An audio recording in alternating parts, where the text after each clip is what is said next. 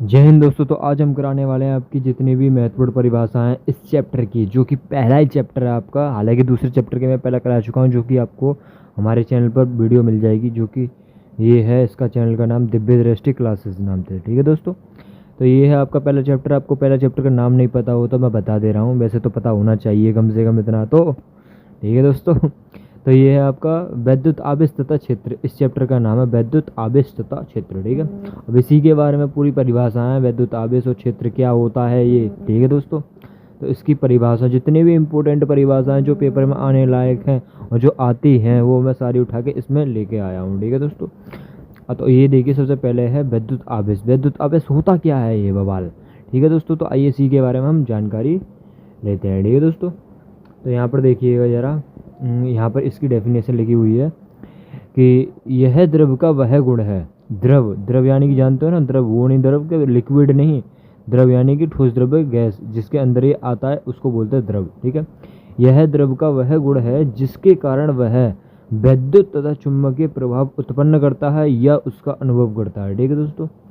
जिसके कारण वह विद्युत प्रभाव तथा चुंबकीय प्रभाव का उत्पन्न या अनुभव करता है, ठीक है दोस्तों। द्रव यानी कण वगैरह में जो हम अपनी विद्युत तथा चुंबकीय प्रभाव जो उत्पन्न कर रहे हैं या उसका प्रभाव को मतलब अनुभव कर रहे हैं, उसी को हम वैद्युत आवेश बोलते हैं, ठीक है। ये वैद्युत आवेश दो प्रकार के होते हैं, एक धनावेश और एक ऋणावेश, ठीक है दोस्तों।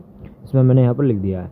तो धनावेश यानी धनावेश में प्रोटॉन वगैरह आ जाते हैं आपके, और ऋणावेश में आपके इलेक्ट्रॉन वगैरह आते हैं। तो इलेक्ट्रॉन का जो मान होता है वो आपको होता है -1.6 इंटू 10⁻⁻⁻⁻⁻⁻⁻⁻⁻⁻⁻⁻⁻⁻⁻⁻⁻⁻⁻⁻⁻⁻⁻⁻⁻⁻ ठीक है। ये आपका होता है, ठीक है। और प्रोटॉन की बात करिए तो वहाँ पर प्लस का हो जाएगा, बात खत्म। यहाँ पर यहाँ प्लस का हो जाएगा, ठीक है दोस्तों।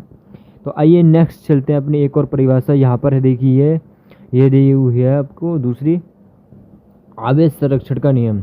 ये इंपॉर्टेंट हो जाता है थोड़ा। आवेश, अब इसी की बात कर रहे हैं, आवेश इसको संरक्षण करने का नियम, ठीक है दोस्तों। तो आवेश, अभी हम बता रहे थे आपको, कण में हम आवेश का पता लगा सकते हैं कि उसमें हमें कौन सा प्रभाव उत्पन्न हो रहा है, यानी कि विद्युत प्रभाव उत्पन्न हो रहा है या उसका चुंबकीय प्रभाव का, मतलब चुंबकीय प्रभाव हमें अनुभव हो रहा है, ठीक है दोस्तों। तो वही है, ठीक है। उसका आप संरक्षण की बात कर रहे हैं।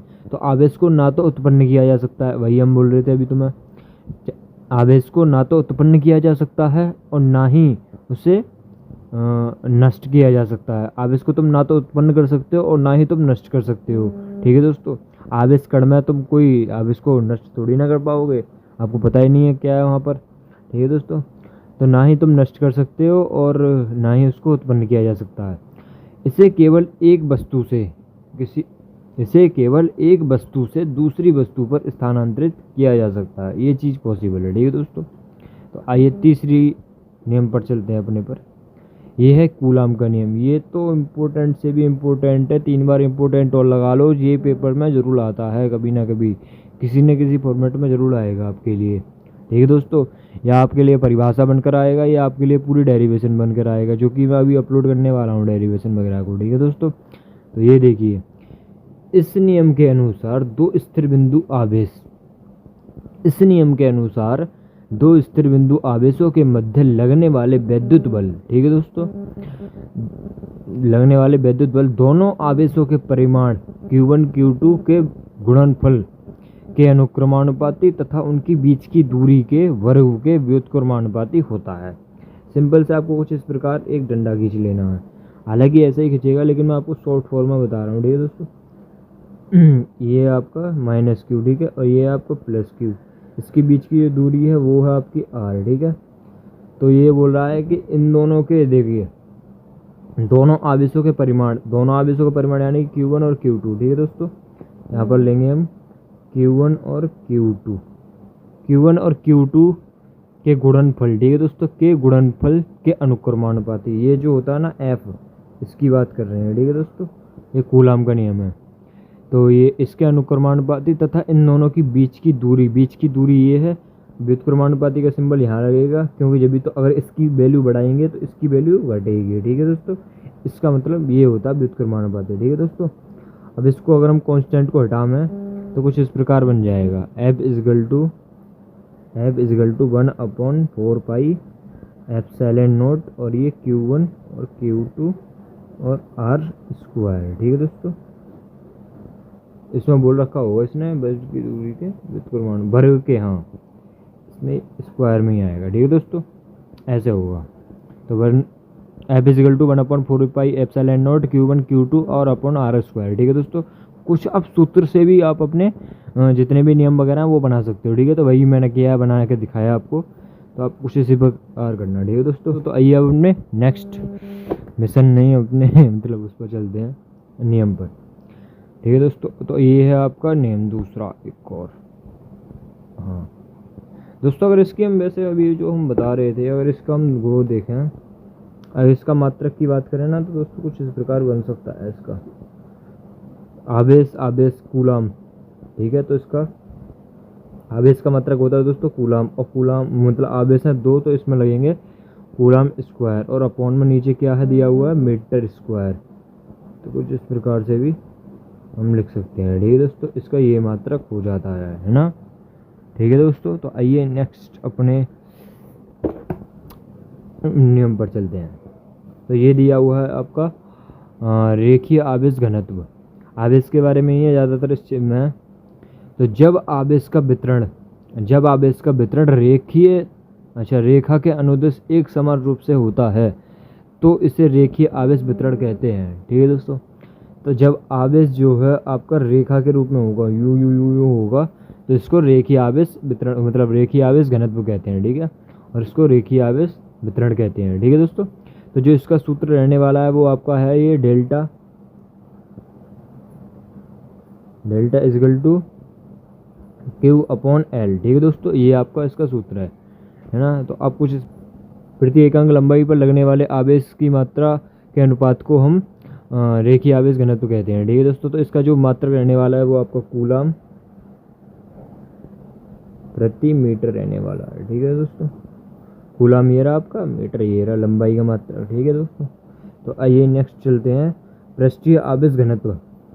जब आवेश किसी पृष्ठ पर एक समान रूप से वितरित होता है तो उसे पृष्ठीय आवेश वितरण कहते हैं। अभी कोई पृष्ठ है यहाँ पर आपका, ठीक है, कुछ इस प्रकार से अगर इस पर एक समान रूप से वितरण हो रहा है इसका, ठीक है दोस्तों, ये आपका पृष्ठ है, यहाँ पर एक समान रूप से वितरण हो रहा है तो हम इसको बोलेंगे पृष्ठीय आवेश घनत्व। ठीक है दोस्तों, तो इसको बोलते हैं पृष्ठीय आवेश घनत्व। ठीक है, इसको सिग्मा से वो करते हैं, डिनोट बताते हैं। ठीक है दोस्तों, तो इसका जो मात्रक है वो है इसका आपका मतलब सूत्र है वो है आपका Q/A। ठीक है दोस्तों, Q यानी कि आपका वही आवेश और ये आपका क्षेत्रफल। ठीक है, तो अगर इसकी मात्रक की बात करें तो हम क्या होगा कूलाम, आवेश का कूलाम और इसका क्षेत्रफल का मीटर स्क्वायर, ये आपका मात्रक हो जाएगा इसका। ठीक है दोस्तों, और नेक्स्ट आपका है आयतन आवेश घनत्व। जब आवेश का वितरण वस्तु के संपूर्ण आयतन जब आवेश किसी वस्तु के संपूर्ण आयतन पर एक समान रूप से वितरित होता है तो उसे आवेश वितरण कहते हैं। ठीक है दोस्तों, आयतन आवेश वितरण कहते हैं। कोई किसी आयतन पर अगर आवेश वितरित होता है तो उसको हम आवेश मतलब आयतन आवेश घनत्व कहते हैं। ठीक है दोस्तों, तो इसको हम विशिष्ट प्रतिरोध से हम डिनोमिनेट करते हैं, मतलब बोलते हैं। ठीक है दोस्तों, विशिष्ट प्रतिरोध, और एक और नाम है इसका प्रतिरोधकता, और एक और नाम है इसका जो कि मैं भूल रहा हूँ। ठीक है दोस्तों, तो उसको आप एडजस्ट कर लेना। तो ये है इसका Q/V, V यानी कि आयतन, और ये इसका मतलब Q मीन्स आपका वही हो जाता है आपका कूलाम। ठीक है, आवेश मतलब। ठीक है, इसका जो अगर मात्रक बनेगा तो वो क्या बनेगा, आइए इसके बारे में हम जानकारी लेते हैं। तो आप सभी को कूलाम का हम बता तो चुके हैं, आवेश का मात्रक होता है कूलाम, और अपॉन में आयतन का मात्रक क्या होता है मीटर स्क्वायर, नहीं Q। ठीक है दोस्तों, तो ये आपका इसका मात्रक हो जाता है। ठीक है, तो अब चलते हैं नेक्स्ट अपनी एक और डेफिनेशन पे।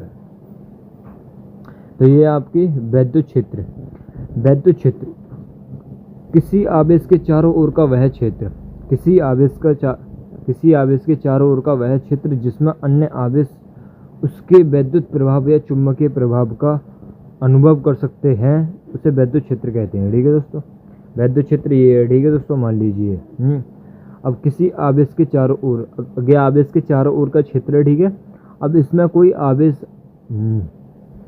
अन्य आवेश जो है इसमें आए, जैसे कि कोई अन्य आवेश यहाँ पर आए और वो यहाँ पर वैद्युत प्रभाव का मतलब विद्युत प्रभाव का अनुभव करता है, तो यहाँ पर विद्युत क्षेत्र है। ठीक है दोस्तों, अगर यहाँ पर वो अगर चुंबकीय प्रभाव का अनुभव करता है ना, तो वो यहाँ पर चुंबकीय क्षेत्र है, जो कि मैं आगे बताने वाला हूँ, जो कि अभी 2-3 चैप्टर बाद है।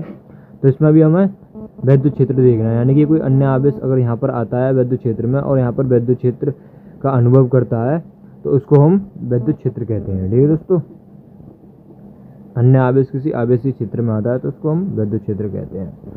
तो ये हो जाता। नेक्स्ट आपकी डेफिनेशन है आपकी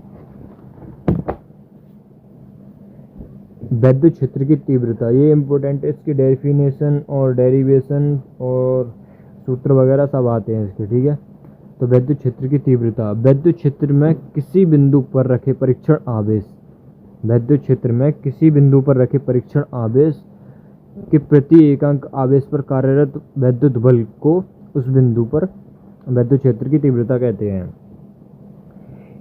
ई से इसको प्रदर्शित करते हैं। इसमें बोला गया है कि प्रति एकांक आवेश, यानी कि प्रति एकांक आवेश यहाँ पर होगा आपका और ऊपर होगा आपका ए बल, विद्युत बल।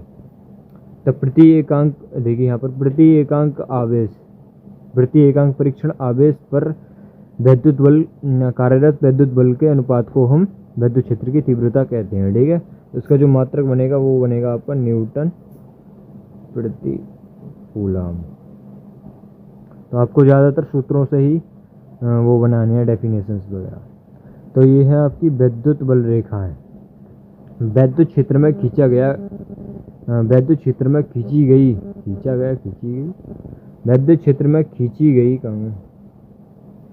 गई वे काल्पनिक निष्कोण वक्र रेखाएं हैं जिन पर कोई धन परीक्षण आवेश या स्वतंत्र धन परीक्षण आवेश गति करता है या विद्युत बल रेखा कहलाती हैं। ठीक है दोस्तों, तो इसका सीधा मतलब ये है, तो ये तो आधी किताबी भाषा हो जाती है। तो यहाँ पर विद्युत क्षेत्र में कोई एक ऐसा पृष्ठ, यहाँ पर विद्युत क्षेत्र की शक्तियों और उसकी दिशाओं को पता लगाया जा सकता है, उसको हम ऐसा पृष्ठ जिस पर हम विद्युत क्षेत्र की दिशा और विद्युत क्षेत्र की शक्ति को पता लगा सकते हैं, उनको ही हम विद्युत बल रेखाएं कहते हैं। ठीक है दोस्तों, शॉर्ट फॉर्म इसकी ये हो जाती है।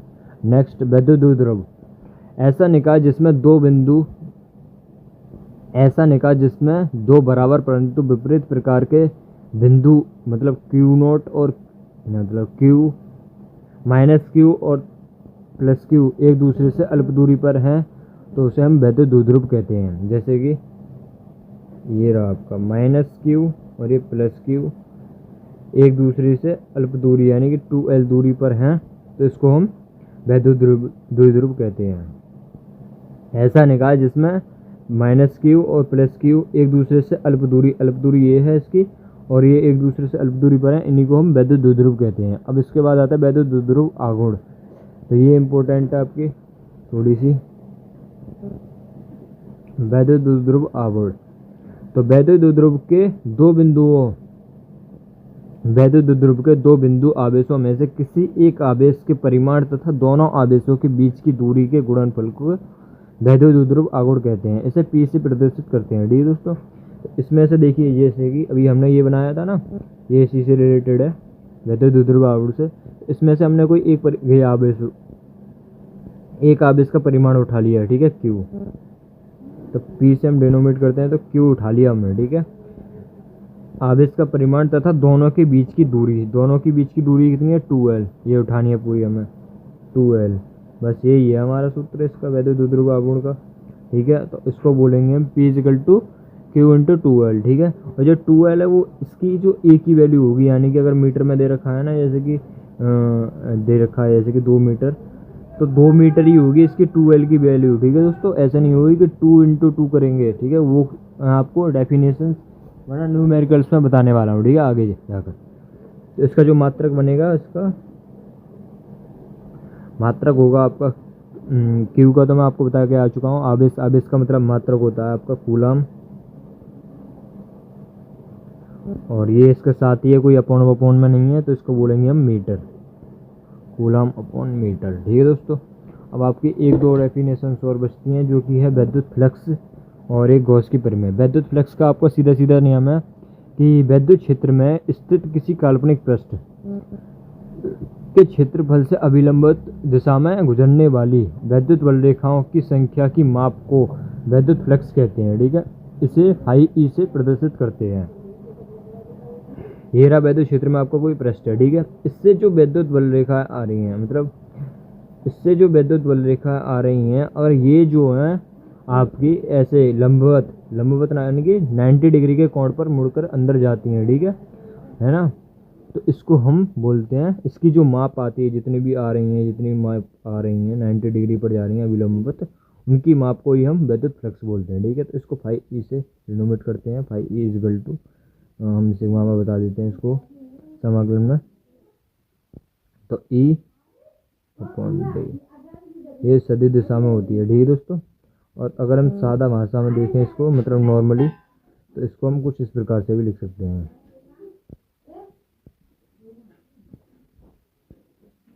ये आपकी वैद्युत फ्लक्स। ठीक है दोस्तों, इसमें क्या है कि ये phi E is equal to E into A, और ये भी इसका दिशा में होता है सदिश में। इसको हम सदिश दिशा में नहीं ले सकते हैं यहाँ पर, इसके बाद आके ले सकते हैं। ठीक है दोस्तों, इसका जो मात्रक बनेगा वो आपका न्यूटन प्रति कूलम,